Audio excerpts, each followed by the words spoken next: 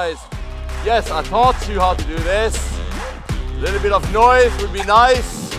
You two at home, actually, watching the live stream, you can actually applaud. I'm sure we can actually hear you from here. Nadya, here's the microphone for you. And please have a seat next to me. Hi, how are you? I'm good. How are you? Thank you. Very good, thank you. And thank you so much for being here with us. It's a pleasure. What did you think about, I saw you were listening into the previous discussion. Yes. Was it interesting? Yes, it's super interesting. I mean, these are all of the things that we've been trying to address, over the years. When I say we, I mean those in the conservation sector in Indonesia. And because it's trying to get data, which is the biggest problem, is really much more challenging in Indonesia because of tree cover and the terrain. Yeah. The terrain. It's much more difficult, so you can't do an aerial count of elephants. So we'll get there in a second, because maybe for some background, for some people maybe here in the audience, especially for those actually watching the live stream, maybe have a little bit of context about who you are and what you do, because most people might be, I'm sure a lot of people are actually aware, but maybe some people might not be. So maybe can you tell us a little bit of the story, how you got involved in being an environmentalist? Well, I think there's two reasons for me being an environmentalist. One is my mom. I grew up with a mom who talked about living off the grid, being self-sustainable. She's Australian and my dad's Indonesian, and she was living in Indonesia before I was born and rescued orangutans, two orangutans, and had them sent back to the release site. So I grew up with these kind of concepts in my mind, which I think is wonderful. And Marion was just talking about educating kids, and that's the most important thing you can do. And then I also got spurred on to do this work because I was a young mum, and I got my diving license in Thailand, 28 years ago. And after my first son was born, I went diving again in the same location, and the difference was only about a year and a half, 2 years. And the first time when I got my diving license, the coral was bright and colorful and vibrant in so many different shapes and sizes. And there was fish everywhere. And then when I went back, the coral was already broken, the fish were in fish traps, and there was already plastic floating on the ocean. So I thought, it really hit me. If in my lifetime, my world had changed so much, imagine in his lifetime. Yeah. So it was just like, I can think about, what school he's going to go to. I can think about what kind of food they eat. I can talk about or think about what kind of cohort they're going to grow up in. But if I'm not thinking about their world, then I'm not really being a responsible parent. So that's kind of what's driven me, the first two reasons why I've been an environmentalist all this while. Actually, I will spare a secret here. I'm very afraid of diving. I've never dove. I can do snorkeling a little bit, but diving for me, having bubbles in the back of my is not my thing. However, having been in the Maldives myself, I've seen clearly the change. Like you said, the coral. If you look at how it was 20, 25 years ago and how it is today, you're absolutely right. There's a big change. But you've been telling me, and I've seen that as well in your previous interviews and your appearances online and on the media, that you've been involved with many different aspects of the environment. There was the elephants at some point. Do you care sharing the story about how you got involved with that? I mean, obviously elephants are in Indonesia are prevalent. So can you maybe tell us a story a bit? Okay, so I've always lent my voice to, either it's with WWF or just using the platform that I had. I was very blessed to have a platform where I had a lot of freedom to speak about what it was that I cared about on a region-wide platform across the whole of Asia. And so I've always talked about these things. And then I met a woman, I think in 2011, at a Christmas party. It was an MTV meets Earth Hour Christmas party, because I was involved with both. And this woman started telling a story within a group, and she was talking about rhinos, and she was talking about elephants, and she was so excited and passionate. And then she turned around to one of the other guys there, and she said, remember that rhino you took a photo of? He died. And I looked at her and I was like, why is she smiling? You know what? She's talking about an animal that had died, and she was smiling, and I was so curious. And then she said, Do you know how he died? He died of old age. That's nice. And I was like, that's a thing? You mean... Yeah, shouldn't that be the normal case? Shouldn't that be the case? And then she went on to talk about elephants and the issues with ivory. And growing up in Australia, I'd been privy to all of the lobbying that had brought about the ban on ivory. Ivory, yeah. And then in Singapore, we don't actually see it. We don't see it. And I've been in Singapore since 1995. So it was just not on my radar, right? Little did I know that I was not alone in this. 80% of Asian consumers didn't know that ivory comes from dead elephants. Oh, wow. 80%? 80%. Oh, wow. So they were simply buying objects of beauty, completely ignorantly. And so I realized, okay, this is a big problem. Obviously, you can't really stop the elephants being killed unless the demand is being stopped here in Asia. Absolutely. So we created a campaign to reduce the demand for ivory in Asia. Called Let Elephants Be Elephants, which included a documentary that I produced that went to air on National Geographic. And I'm very happy to say that the campaign was hugely successful. I ended up addressing the UN General Assembly alongside Chelsea Clinton. Thailand was the main sponsor of that day at the UN. And then they also changed legislations in Thailand, which was the largest unregulated market for ivory in the world, because of a legal loophole, allowing them to sell domestic Thai ivory because they have elephants in Thailand. Oh, wow. But then it was laundering the world's ivory. Beautifully, a year later, I went back to Thailand, and all of the shops and markets that we featured in our documentary no longer had ivory. That's wonderful. Yeah, that's fast as well. It was amazing. It was really amazing, and it was a team effort. And then, in the last 2 years, I've been back to Kenya, where some of the people that we featured in our documentary, the guys who are at the front lines, are dealing with the poachers. When we went in 2011 on the board, you can see January, February, March, April, May, June, how many elephants were being killed every month. By poachers, you mean? For poaching. Yes. Mostly poaching. Of course, there are some human-elephant conflict issues Of when course. the elephants crop raid and come and steal tomatoes or onions and things like that. But you could just see all of the numbers of elephants being killed. Last year, I went back and they said one elephant had been killed in that region, but a little bit further north, and that was due to human-elephant conflict issues. It was not poaching. I shouldn't say these things. We don't like to talk about the success too much because we don't want to release the pressure. So we still need pressure on, and we still need to remind people that ivory is just not cool. And this year there haven't been any elephants killed in that region where those guys are working. So and the price of ivory has dropped, the demand for ivory has dropped, the number of elephants have being killed has also dropped dramatically. Now, this actually meant that I was stepping on the toes of, as Rohit mentioned earlier, the same cartels that do drugs, guns, and human trafficking, which was not what I had expected, I guess. Initially set out to do. No, absolutely not. No. Oh. So Wow.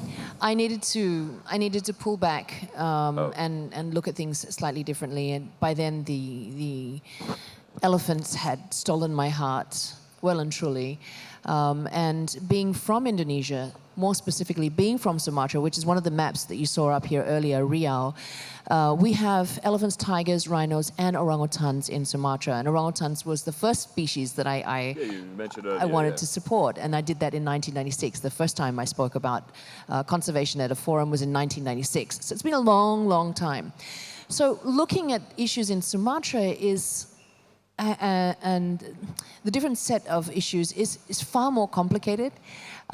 So it's been like a real learning journey for me for the last 2 years to try and see in what way that I can best support not only the elephants, but the communities, looking at the habitats and things like that. So what I did is I organized the first Sumatran Elephant Roundtable, where I brought together those working on Sumatran elephants and Asian elephant experts from around the region. And we had this roundtable, and we kind of came up with what would be the dream scenario if money was not an issue and we could have whatever we wanted.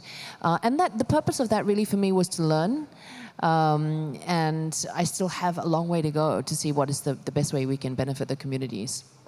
But it must be also quite emotional for you, as in Sumatra, of course, has also a linkage and ancestry with your family. So you're also going back to certain roots by acting there, right? Yes. Yes. So you mentioned at the very start, because we were talking about WWF, that there was a problem with getting the right data. So knowing, you mentioned the story about Kenya, knowing that there's no more elephant that were killed, which is great news. But you said because of the terrain in Sumatra, you had a lot of issues actually tracking, getting the data. Is that getting easier? Is that something you guys are still learning, do you think, out of your experience? Well, you know, we did the old route, and we ordered some collars. Okay. And you know, those collars are huge. They're cumbersome. They last about a year once they've left the factory. You know, the batteries, that's it. You know, and you can't change the batteries. Yeah. Yes. And the clock starts ticking the minute those collars leave the factory. But then they come through and they sit in, you know, customs, and you know, there's this whole process of like how and when are we actually going to get those collars on the elephants, and then getting the collars on the elephants. Yeah, I was about to say, it must not be very easy, I guess. It's not easy. It's not easy, again, because of the terrain. And so, you know, it's actually quite traumatic to do that. Oh, okay.